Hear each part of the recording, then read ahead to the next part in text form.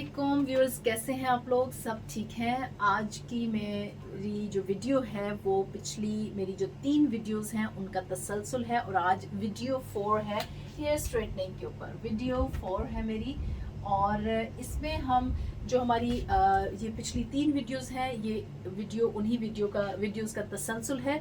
और आज जो मैं बात करूंगी hair rebonding, hair relaxing, hair straightening की प्रोडक्ट के हवाले से। प्रोडक्ट नॉलेज, हम थोड़ी सी प्रोडक्ट नॉलेज गेन करेंगे कि ये किस तरह की प्रोडक्ट्स जो हैं वो हेयर स्ट्रेटनिंग या रिबॉन्डिंग वगैरह में इस्तेमाल होती हैं और ये होती क्या है। तो चलें हम स्टार्ट करते हैं। सबसे पहले हमें ये जानना ज़रूरी है कि मार्केट में किस तरह की प्रोडक्ट्स आप ख़रीद सकते हैं। हेयर स्ट्रेटनिंग करनी है, रिबॉन्डिंग करनी है या आपने स्मूथनिंग करनी है। तो पहली चीज़ कि अगर किसी प्रोडक्ट के ऊपर स्ट्रेटनिंग क्रीम लिखा हुआ है, हेयर स्ट्रेटनिंग क्रीम लिखा हुआ है या वो हेयर रिबॉन्डिंग मटेरियल है, हेयर रिबॉन्डिंग लिखा हुआ है, तो इसका मतलब है कि आप इससे स्ट्रेटनिंग कर सकते हैं। बहुत सारे मेरे जो व्यूअर्स हैं वो इस चीज़ में थोड़ी सी कन्फ्यूजन ले आते हैं। मुझसे कहते हैं, बल्कि ये कहा जाता है जब वो सैलून पे जाते हैं तो कहते हैं हमने एक्सटेंसो करवाना है। अब जब वो एक्सटेंसो मैंने कई दफ़ा अपनी पहली भी वीडियोस में मैंने आप लोगों को क्लियर किया कि लव्स एक्सटेंसो जो है ये इटसेल्फ कोई प्रोसेस का नाम नहीं है, ये लॉरियल ब्रांड की स्ट्रेटनिंग क्रीम का नाम है। अब उसमें उन्होंने एक तो वो माइल्ड है, दूसरा ये है कि उसमें उन्होंने एक्स्ट्रा कंडीशनिंग डाली भी है जो कि जिससे आप एक अच्छा रिजल्ट ले सकते हैं, लेकिन बेसिकली वो है स्ट्रेटनिंग क्रीम।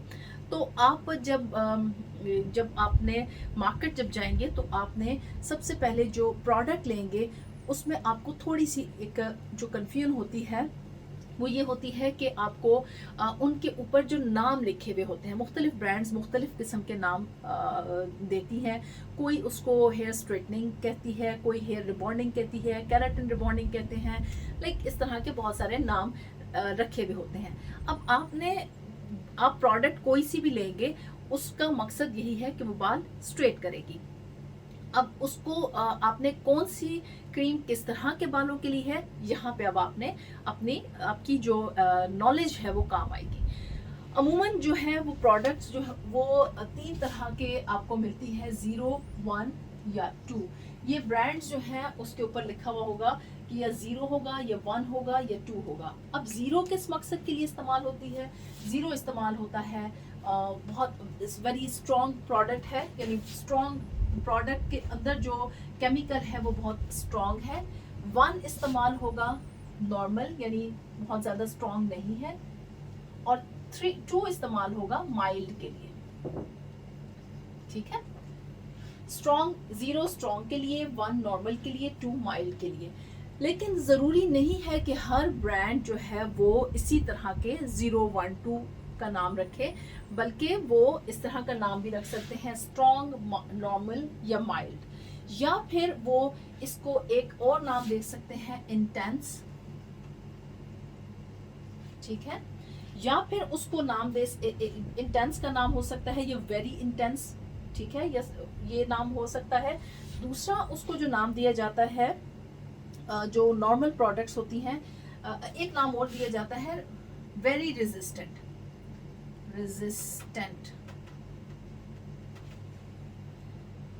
नॉर्मल प्रोडक्ट के लिए एक नाम इस्तेमाल किया जाता है, नॉर्मल के अलावा रेजिस्टेंट।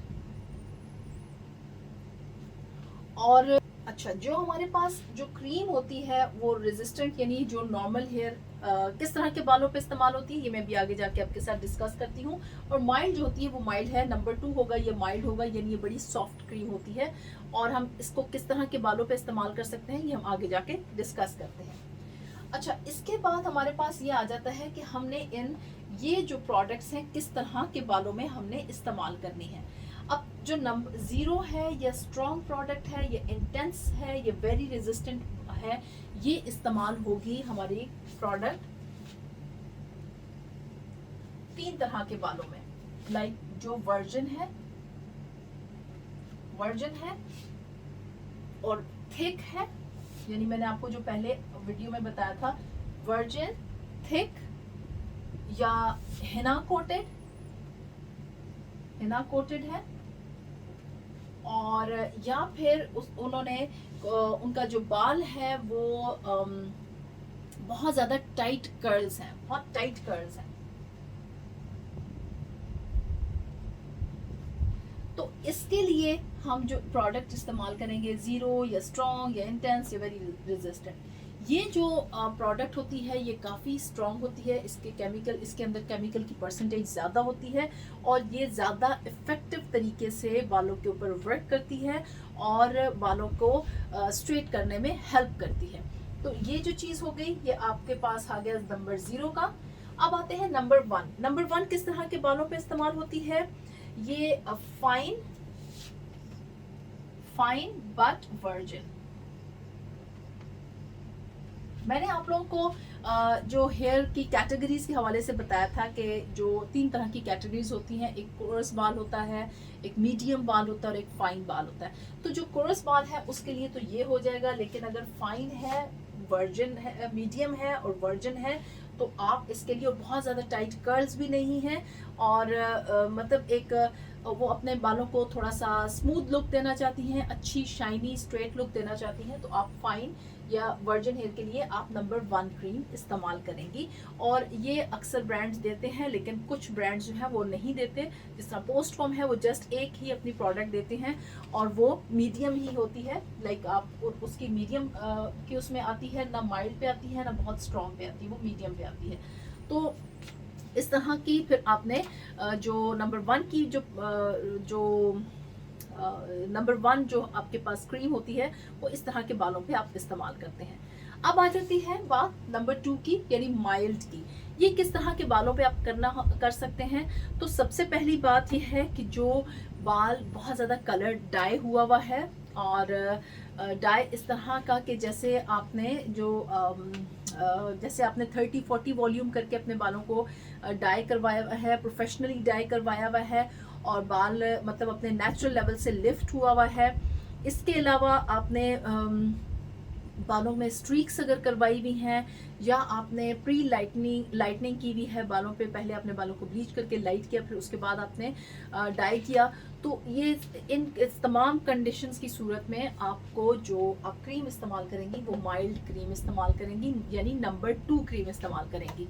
और इसमें जो आपने इस चीज़ का ध्यान रखना होगा कि इस किस्म की जो क्रीम्स, इस तरह के जो बाल होते हैं, उन पर कभी भी स्ट्रॉन्ग प्रोडक्ट इस्तेमाल करने की कोशिश मत कीजिएगा।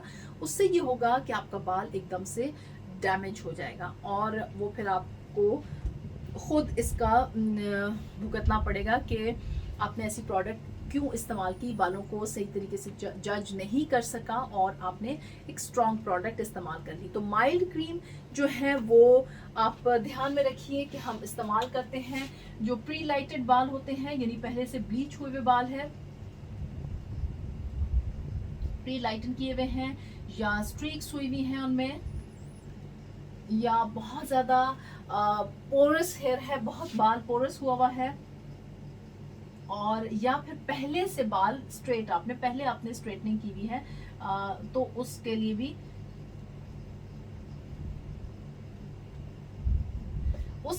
यानी आपने पहले से बालों को स्ट्रेट किया हुआ है, स्ट्रेटनिंग क्रीम के साथ स्ट्रेट उनको बालों को किया है, यानी पहले भी आपने स्ट्रेटनिंग करवाई थी, उन्हीं बालों को अगर आपको दोबारा डील करना पड़ता है तो आप माइल्ड क्रीम के साथ करेंगे। अब ये तो हो गया इनका क्रीम्स का कि आपने किस तरह की क्रीम किस तरह के बालों में इस्तेमाल करनी है। अब आती है कि आपने इनकी टाइमिंग क्या है। नॉर्मली इंटेंस जो स्ट्रॉन्ग क्रीम होती है, इसका टाइम 45 मिनट से 50 मिनट तक होता है, ठीक है, 45 मिनट से 50 मिनट तक होता है। जो वर्जन ये नॉर्मल ये रेजिस्टेंट हम क्रीम इस्तेमाल करते हैं, उसका टाइम 35 टू आप कह सकते हैं 40 मिनट्स ये होता है। और जो इसका टाइम होता है, इसका टाइम आपको बहुत केयरफुल होना पड़ता है, ख़ास तौर पे आप अगर ब्लीच वाले बालों पे काम कर रहे हैं, या आपने पहले से बाल स्ट्रेट हुआ है उन बालों पे काम कर रहे हैं, तो ये 5 से 15 मिनट का टाइम आपके पास होता है। अब एक चीज़ मैं आपको थोड़ी सी क्लियर कर दूं, ये तो मेरा ख्याल है आपको हो गया। ज़्यादा जो इम्पोर्टेंट है, जब इस तरह के बालों पे हम लोग काम करते हैं तो आप जब एप्लीकेशन कर रहे होते हैं उसी वक्त आपका एक तो ध्यान रहे कि जब आप एप्लीकेशन कर रहे हैं तो आपको थोड़ा सा मुहतात होना पड़ता है कि आपने काम क्विकली करें। बेहतर है कि 2 बंदे हेयर स्ट्रेटनिंग का जो क्रीम लगाने का प्रोसेस है 2 बंदे मिलके करें, ताकि वक्त पे आप अपनी अच्छा जो प्रोडक्ट लगाने का जो अमल है उसमें आपने इस चीज़ का ध्यान रखना है कि आपने वक्त का ध्यान रखना है कि फर्स्ट क्रीम जो आप लगा रहे हैं वो ज़्यादा से ज़्यादा 20 से 25 मिनट के अंदर आपका एप्लीकेशन का प्रोसेस हो जाए। और उसमें यह है कि अगर 2 बंदे मिलके काम करें तो वो ज़्यादा बेहतर है, और उससे ये होगा कि आपका वक्त पे आप एक प्रोसीजर कंप्लीट कर लेंगे और फिर उसके बाद आपका टाइम स्टार्ट होता है जो आपका ये रिबॉन्डिंग का होता, जो भी आपने रिबॉन्डिंग के लिए टाइम कैलकुलेट करना होता है। अब इसमें जब आप ये वाला इन बालों पे काम कर रहे होते हैं तो आपने जब पहले जो लट है जो अपने नेप एरिया से आपने काम स्टार्ट किया तो वहाँ पे आपको यानी जब आप यहाँ तक पहुँचेंगे, इस लेंथ तक पहुँचेंगे तो तकरीबन 5 मिनट हो सकता है आपके कंप्लीट हो जाएं जिस भी जगह पे। तो आपको फौरी तौर पे उन बालों के को चेक करना होगा, जो फर्स्ट बाल था उसको चेक करना होगा। ऐसा ना हो कि आपका बाल जो है वो ओवर प्रोसेस होके जल जाए। तो इसलिए इन बालों पे काम करते हुए आपको बहुत केयरफुल रहना है और आपने साथ साथ चेक करना है बालों को रिबॉन्डिंग वाले बालों को किस तरीके से चेक किया जाता है ये मैं अपनी पहली वीडियो में बता चुकी हूँ।